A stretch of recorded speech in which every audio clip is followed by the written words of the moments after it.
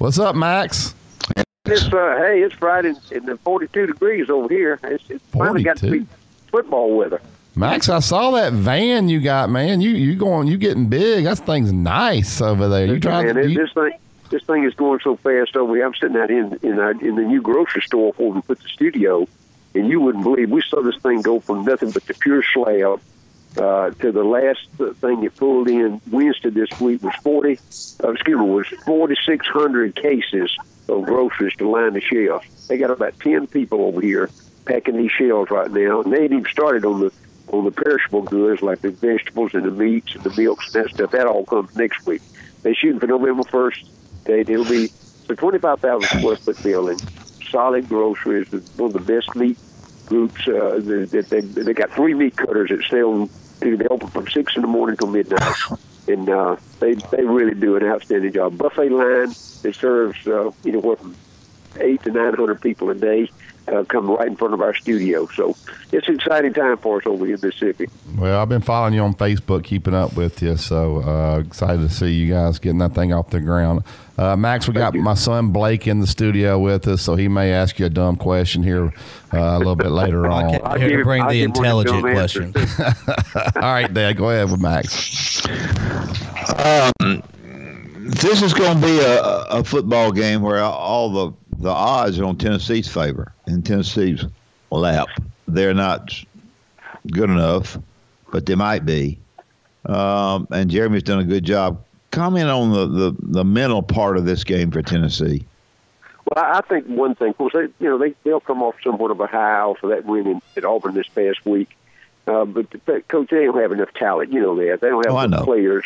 In Alabama, if it was anybody else other than Alabama, I don't think most of us would not be as dogmatic about how Alabama wins. But they're so sound in their approach to the game. They do such a great job in planning and preparation, and on top of that, they got so much depth as far as talent. And I know they've lost some defensive backs, they've lost a linebacker, but guys, they go to the next guy.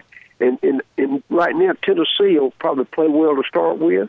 But I can guarantee you, Jeremy Pruitt, even though coming off Coach Saban's staff, is not going to be able to holler out there and tell the defense what the next running play is going to be like he did against Auburn. Yeah, but, I think certainly the emotion to somewhat degree with the improvement of the team may lean a little bit to Tennessee. But, all they got to do is, look back in the last 11 years. Tennessee just hasn't been able to put it together, even when they had some pretty good players, and they don't have those right now. So I think what's the line at 28 or 28.5, I think Alabama wins. I think certainly they cover that. Really? No problem. Even if it's raining and wet, can you see a scenario, Max, where Alabama gets a lead and then Tua comes out and they just choke the game and run the clock out? Well, I think I don't think all that from the way Coach Saban preps for that with 4 or 5 running backs like they got. They're going to line up and just run straight at them. And Tua probably is going to come out. I mean, the wet field, certainly I'd get him out of there. But, Jalen Hurts is still 26-2, the national championship. He still can make some things happen. And he's a big, strong guy. And we've seen him run the ball from a halfback position. And I think they're going to utilize him a lot. But I do think probably – and look, Matt Jones is I've thrown barbs out there before because I really thought when they signed him he was going to be the scout team quarterback. But he's performed very well. When you got that kind of offense and you got a defense that can give you field position, it's not too hard to see. Tennessee will run out of players, Barry, by the middle of the third quarter. They won't have enough left that can stay on the field and compete with a team like Alabama. I think that's just a physical fact that we all have to, observe. Mike, this is coaches speak, but it's real. Moving on to the Mississippi State at LSU game. LSU, everybody's looking ahead, hoping they can win, hoping Alabama can win. What a big matchup. They just come off a huge win against Georgia. The line is 6.5, which Dad and I keep thinking it's low. We think LSU will win big there, but what does Ed Orgeron have to do to make sure these guys aren't looking ahead, they aren't too giddy about what happened last week and focus on Mississippi? And is Mississippi State good enough to go in there and beat LSU? All right, a couple of things. The way I've seen, I had 2 Mississippi States pretty big booster sit with me this week, and they got a chance to watch the program from the inside out. Again, their first 22, first 30 players are going to be adequate. But again, they don't have enough either, and they're one-dimensional. They can't throw the ball deep. They're going to have to adjust their game plan, try to get the slant route and the screens on the outside. That's the way. But LSU's got the 2 best corners in the country and probably the best linebacker. So I don't think Fitzgerald's going to be able to run for 200 yards like he did against Auburn.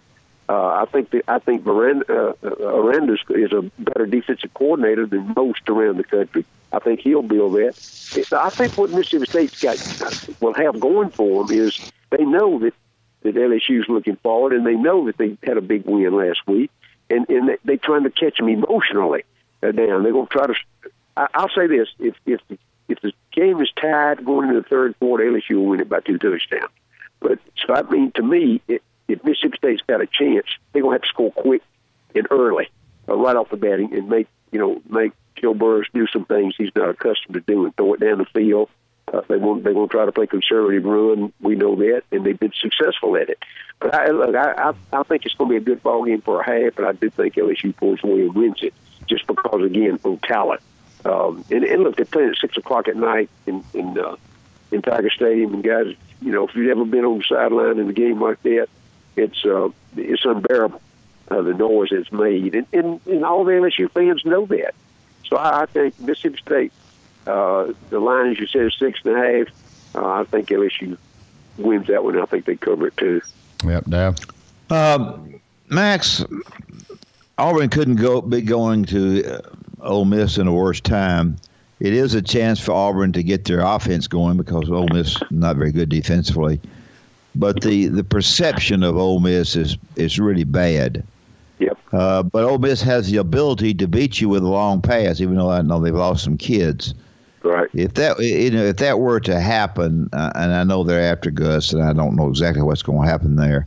Not trying to speculate, but it would be a really bad loss with the 3 games that they have. A&M, Georgia. It would be really a bad loss.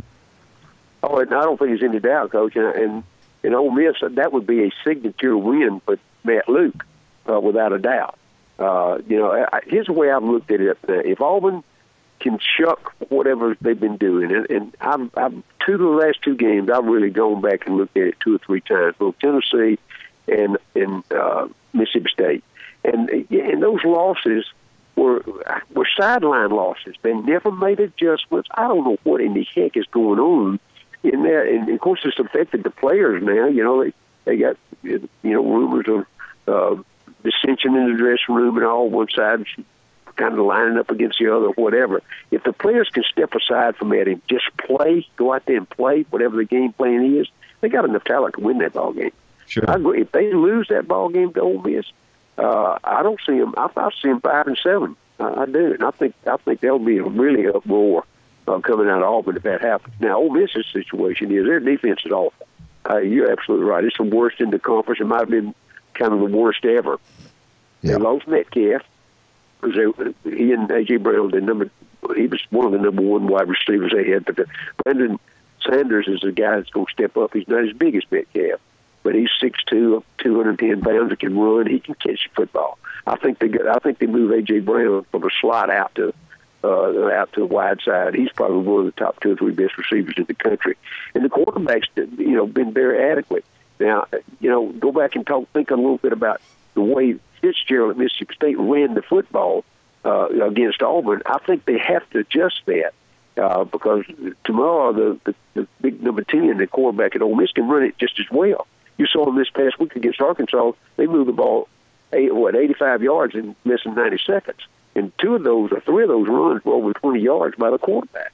So Auburn can stop that, if in fact they see it and read it and react to it.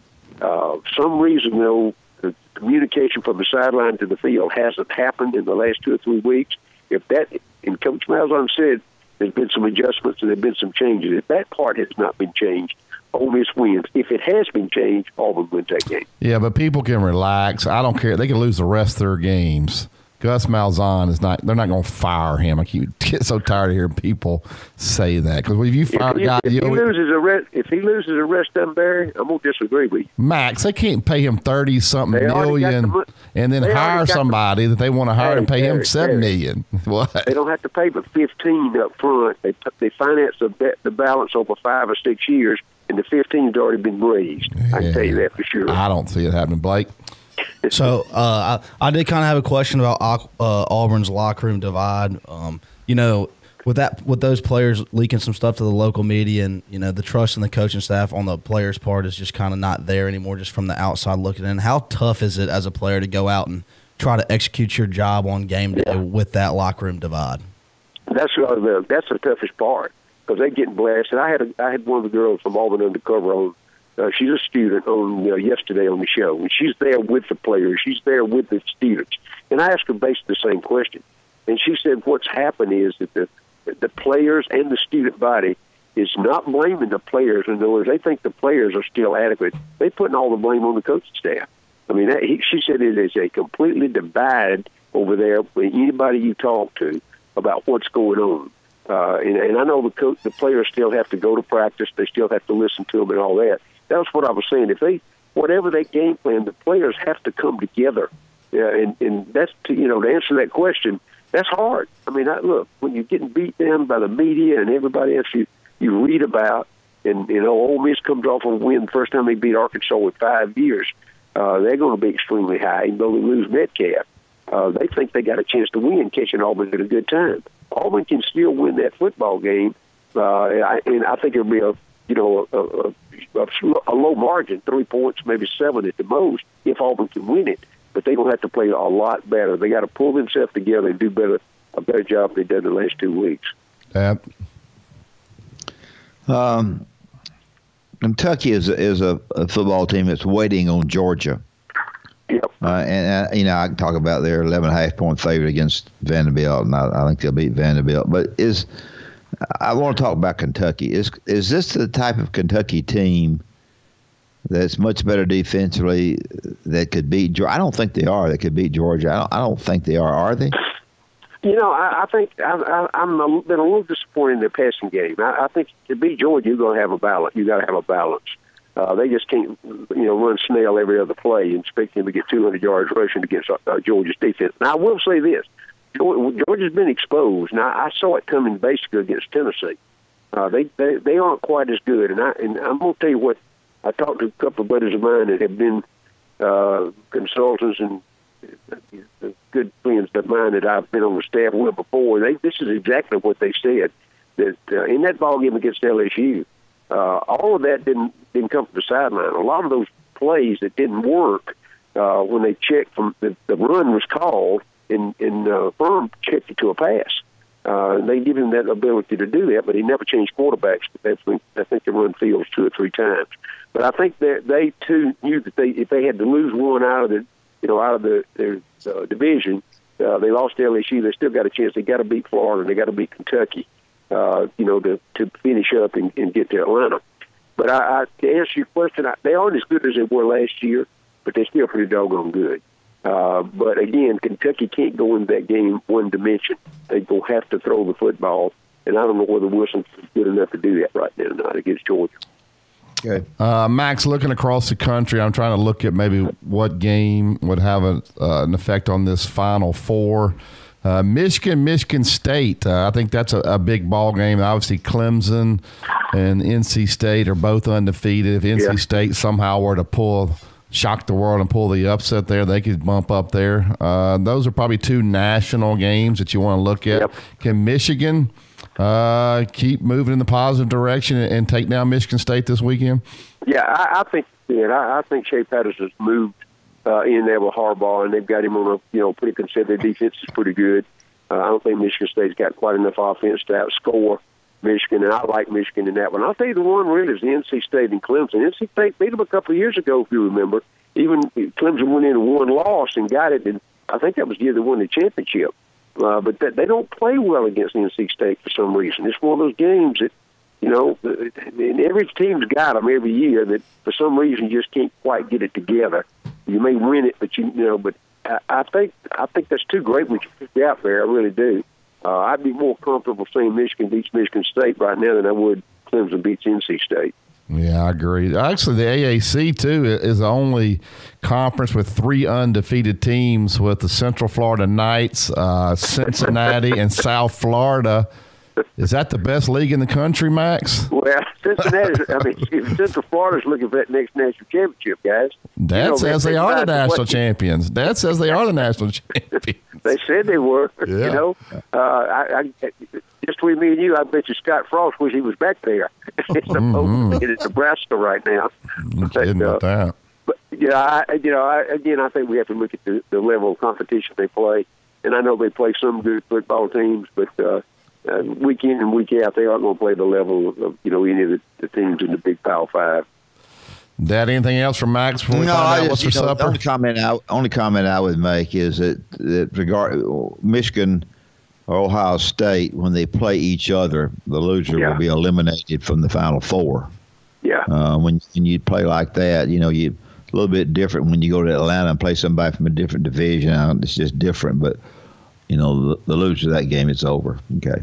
All right, Max. I don't think there's any doubt about that. And to me, right now, it's going to be Ohio State that takes it goes to the playoffs. I think the whole question is, is there anything wrong with Urban Meyer? I mean, is it all the rumor comes out there now that this may be it for him? He's had some health problems. I don't know what they are, but they said that he went down on the sideline 2 weeks ago, and they said all it was he ran into another coach. Well, guys, all of us have been up and down that sideline. I've bumped into folks. I haven't been knocked completely down except by a player coming off the field that ran out of bounds. They've knocked me down a few times. Well, I'll tell you, pressure on a guy who doesn't feel good is bad, boy. Yeah. Well, I say, I don't know what's going on. But remember, he didn't play the first. He didn't coach the first 3 games. They still won. So I think there's enough talent there that I'm going to say that Ohio State comes out of the Big Ten as a champion and gets to the playoffs. All right, Max, what's for supper? Man, I'll tell you what, I had a really good one this bad. I cooked for 12 on Sunday night, and I cooked those big fillets, steak fillets, like a porterhouse almost. They were 2.5 inches. And I do those on a charcoal. I don't like a gas grill when I do steaks. I did a charcoal, and certainly that worked out extremely well. I seared them. I marinated them in a Worcestershire garlic and black pepper. And I take that marinade, and every time I turn them, I pour that over to keep it. I like them a little crispy on the outside, but I want that marinade. I'll take a fork or a knife and punch hole. Be sure that marinade gets all the way through it. Not much salt in it. I don't like the Dales or that kind of stuff. It's way too salty for me. But those came out most of them I cook. I had to cook 2 well done. I don't like to cook steaks well done. How long you cook them? Medium rare, and certainly absolutely. And of course, I've told you about everybody I've done the corn for lately just loves it. So I take the whole corn cob, and rather than put butter on it, I do mayonnaise. I wrap it in tin foil, I put it on the grill, and I keep it there about 30-35 minutes just to melt that mayonnaise into the corn itself, put a little black pepper on it when I take it out. Had a couple of house salads. One I do a comeback sauce, which is 1,000 Islands with cayenne pepper, kind of give you a little tang with that, just a regular house salad. And the other I do a cabbage salad as well with a bell pepper and kind of brighten it up with the colored red cabbage and that stuff. And garlic bread from the fryer. I do that on the side. I had a big grill with a fryer side. I baste that with butter and garlic, flip it a couple of times. We'll wash all that down with a big old pitcher of sweet iced tea. And then this past week, I hadn't done this in a while. I did my favorite, really, banana pudding. And I did this one cold. Sometimes I'll take it straight from the oven. I did this one cold, took it out. I do it just the bottom line with vanilla wafers. I don't like a lot of vanilla wafers. But what I top that with is I do just a little whipped cream, but I put a heavy sprinkle of pecans on it. Dad, no banana pudding. At least it wasn't a fruit cake. Listen,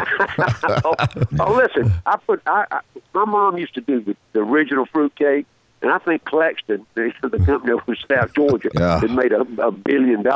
I think they stole her recipe. My mom did too. She had it under the bed. You can have the fruit cakes, man. Well, my mom had a pantry. It was just a small closet in the kitchen. And and she used to tell she'd cook it at Thanksgiving, wrap it in what they call cheesecloth, and take a bottle of wine and just sprinkle the wine for the next month, just about once every week or so that the cloth really stayed wet and it kind of absorbed it into the cake. So when at Christmas, when you unwrap the cake, guys, it was just like a pound cake coming out of the oven. It was that moist. Probably like drinking a bottle of wine. I still have the taste in my mind. All right, Max, great stuff. We'll see what happens this weekend. There'll be a surprise or two. We'll talk about it Monday. Oh, it will be. It always is. Guys, it's always my pleasure. Thank you so much. Thanks, Max Howell.